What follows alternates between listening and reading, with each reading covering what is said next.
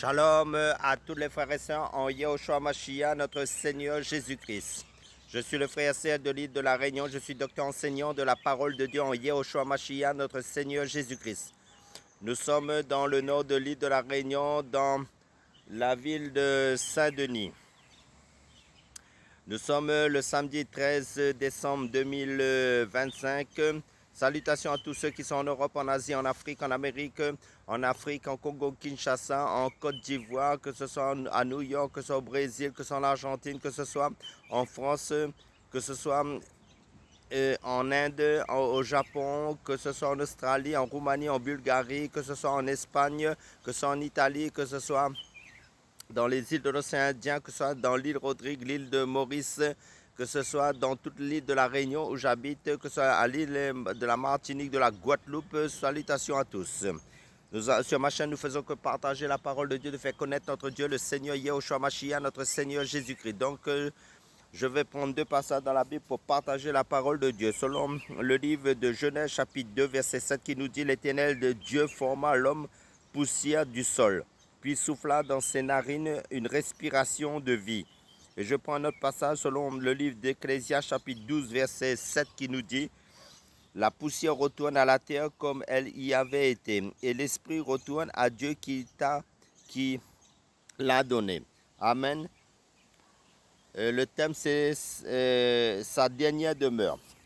Il était bien connu dans le village. Le cortège funèbre conduisit, selon la formule consacrée, jusqu'à sa dernière demeure. Mais s'agit-il du tombeau dans lequel on va déposer son cercueil?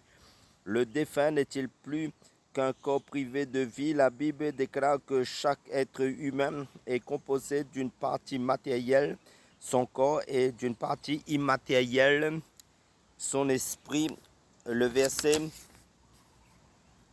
ci-dessus que nous avons cité nous dit qu'à la mort, le corps retourne à la terre, redevient poussière. Cependant, l'esprit ne cesse pas d'exister. Il quitte le corps et retourne à Dieu. Jusqu'à la résurrection, l'esprit du croyant décédé est dans la présence de Jésus. Quant à l'incroyant, il est dans les tourments loin de Dieu, selon le livre de l'évangile de Luc, chapitre 16. Si vous lisez ce passage.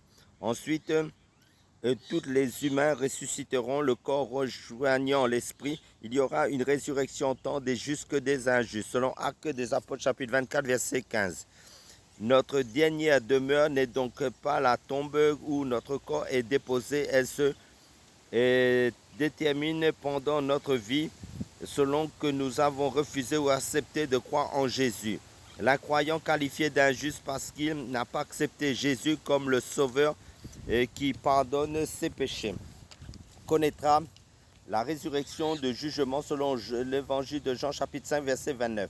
Sa dernière demeure est un lieu tragique marqué par la souffrance et l'éloignement éternel de Dieu. Le croyant qualifié de juste parce que tous ses péchés sont effacés par le sang de Christ connaîtra la résurrection de vie. Sa dernière demeure est la maison du Père dans un bonheur éternel en compagnie de Jésus. Amen. Alléluia. Soyez tous bénis.